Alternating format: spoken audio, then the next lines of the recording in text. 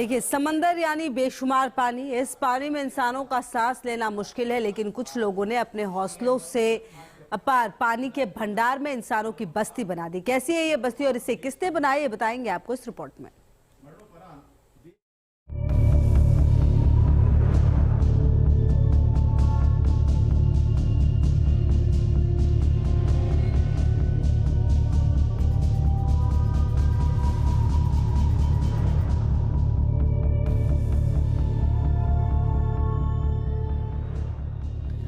नीला समंदर,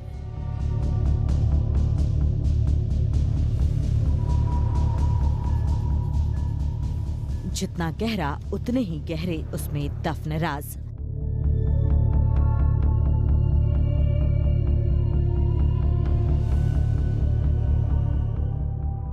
समंदर के भीतर की दुनिया अलग है और अलग है समंदर का कानून।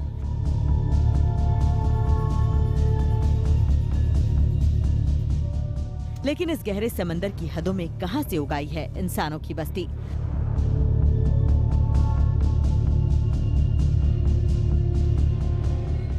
इंसानों का झुंड और इंसान का घर-बार और पूरी गृहस्थी। Cancun, Mexico.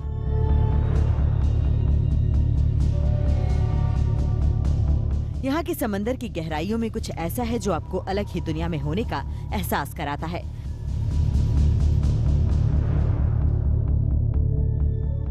समंदर के भीतर नीले पानी में लिपटे अलग अलग भावों वाले चेहरे भी हैं। अनगिनत मूर्ति की दुनिया।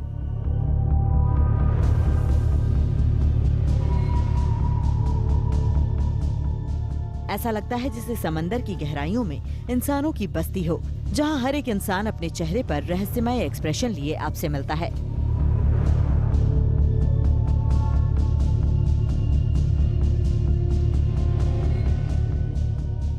इंसानी मूर्तियों की भीड़ में पुरुष हैं, महिलाएं हैं, बच्चे भी हैं और बुजुर्ग भी।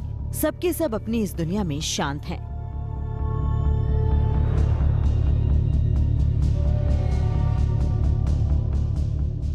मूर्तियों की ये दुनिया एक अलग रोमांच का एहसास कराती है, अपनी भाषा, अपने जमे हुए भावों के साथ। मैक्सिको के कैनकुन नेशनल पार्क में स्थापित इस म्यूजियम में करीब 500 आकृतियां हैं, जिसे ब्रिटेन के मूर्तिकार जेसन डिक्लियर्स टेलर्स और 5 अन्य मूर्तिकारों ने तैयार किया है। मूर्तियों के इस झुंड को किसी की परवाह नहीं। कुछ मूर्तियों के अंदर समंदर की वनस्पति उगाई गई है, जिससे उनके चेहरे बेहद रहस्यमयी दिखते हैं।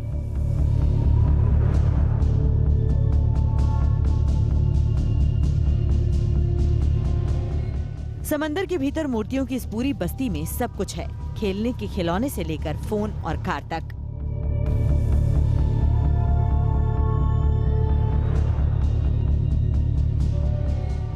इस म्यूजियम को बनाने का आइडिया एक मरीन पार्क डायरेक्टर हाइमी ग्लोनसालस कांटो का था, जिन्होंने जेसन डिक्लियर्स टेलर की मदद से साल 2009 में बोटानिकल पार्क की नींव रखी, जो 2013 तक बनकर पूरा हुआ।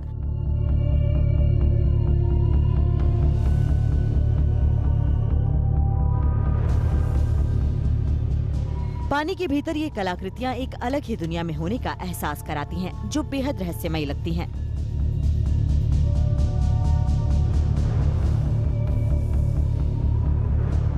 खास बात यह है कि समंदर में मूर्तियों से भरे इस म्यूजियम को बनाने में समंदर के भीतर की इकोसिस्टम का ध्यान रखा गया, ताकि वहां किसी तरह से कुछ भी प्रभावित न हो।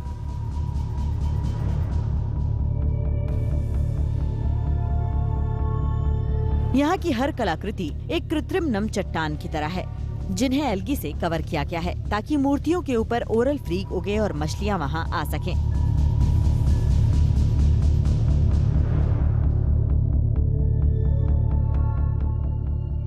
मकसद यह है कि इससे मरीन लाइफ को प्रोत्साहित किया जाए, ताकि पर्यावरण और समंदर के जीवों के इकोसिस्टम को लेकर लोगों में जागरूकता आए।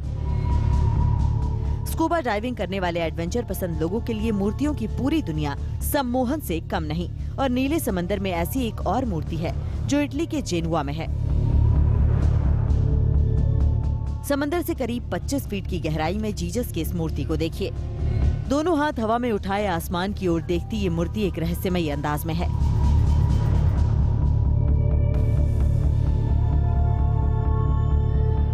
9 फीट ऊंची कांसे से बनी जीसस की ये मूर्ति नीले वातावरण में कमाल का सम्मोहन रचती है। यीशु की ये मूर्ति करीब 25 फीट की गहराई पर है। इस कलाकृति को इटालियन स्कल्पचर गुइडो गैलेटी ने तैयार किया है, जिसे 1965 में जॉन पेनकैम्प पार्क को दान कर दिया गया था।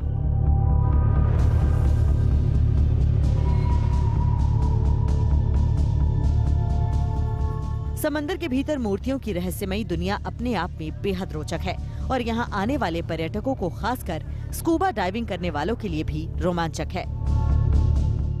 Team news nation. जन्नत या स्वर्ग कैसा होता है, इसकी केवल कल्पना ही की जा सकती है। कई इलाकों को उनकी खूबसूरती के लिए धरती की जन्नत का नाम दे दिया जाता है, लेकिन जापान में समंदर के बीच में एक ऐसी जगह है जिसके नज़ारे बेमिसाल हैं। इसे भी धरती का जन्नत ही कहा जाता है। तो चलिए इस जन्नत की सैर पर। किसी भी खूबसूरत जगह को जन्नत का नाम दे दिया जाता है और अब हम आपको धरती के एक ऐसे टुकड़े से रूबरू कराते हैं जो जन्नत से कम नहीं है। धरती पर कुदरत ने एक ऐसी जगह भी छोड़ रखी है जिनके सामने खूबसूरती के सारे पैमाने छोटे पड़ जाते हैं। समुंदर से घिरा एक ऐसा ही गांव है जिसका नाम है आओगाशिमा। अब जरा इन तस्वीरों को देखिए।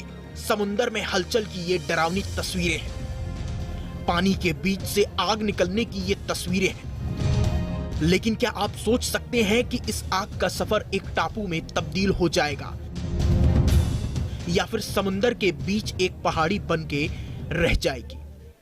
और यहाँ के पहाड़ों का आकार भी अनोखा है। एक बड़ा घेरा है और उसी के जैसा उसके भीतर एक छोटा घेरा भी है। जहन्नुम से जन्नत बनने का ये विज्ञान भी आपको दिखाएंगे। पहले जी भरकर इस जन्नत को निहार लीजिए। ये जापान का आओगाशिमा गांव है जिसमें सिर्फ 200 लोग ही रहते हैं। आओगाशिमा आइलैंड जापान की राजधानी टोक्यो से करीब 358 किलोमीटर दूर पड़ता है। इसकी लंबाई करीब 3.5 किलोमीटर है और चौड़ाई करीब 2.5 किलोमीटर। कहा जाता है कि खूबसूरत चीज आसानी से नहीं मिलती है और ये बात आओगाशिमा गांव के लिए सटीक बैठती है। इस आइलैंड पर आना दुनिया में सबसे मुश्किल माना जाता है क्योंकि समंदर के किनारे से ही पहाड़ शुरू हो जाते हैं। समंदर में इसके आसपास भी कोई टापू नहीं है। यहाँ पर सिर्फ प्लेन या फिर पानी के जहाज से आया जा सकता है। इस टापू के बीच में जाने के लिए सुरंग बनाई गई है। आओगाशिमा में रहने वाले सिर्फ 200 लोग ही होंगे, लेकिन उसकी खूबसूरती देखने के लिए दुनिया भर से पर्यटक आते हैं। यहाँ वो कुदरत की हर वो खूबसूरती है जो इंसान के इंद्रियों को रोमांचित कर देती है। कहा जाता है कि 500 साल पहले यहाँ भी समंदर ही था। अचानक समंदर में हलचल शुरू हुई और समंदर के नीचे से आग निकलने लगी क्योंकि समंदर के नीचे ज्वालामुखी से विस्फोट हुआ था। धीरे धीरे लावा समंदर की सतह तक जमने लगा। साल दर साल ये लावा बढ़ता गया और समंदर की सतह के ऊपर आ गया। माना जाता है कि करीब 400 साल पहले लावा ने पहाड़ों का आकार ले लिया होगा। आओगाशिमा में आज जो पहाड़ दिख रहे हैं ज्वालामुखी के लावा से ही बने हुए हैं। समंदर में आइलैंड बनने की ये कुदरती प्रक्रिया, माना जाता है कि आओगाशिमा में 2 ज्वालामुखी रहे होंगे जिसके पहाड़ों के 2 घेरे हैं। आओगाशिमा में 19वीं सदी में जापान ने कब्जा कर लिया और अब यहाँ के सारे नागरिक जापानी ही बोलते हैं। इस जगह को सीक्रेट पैराडाइज भी कहते हैं जो हजारों किलोमीटर से लोगों को आकर्षित करती है। Team news nation.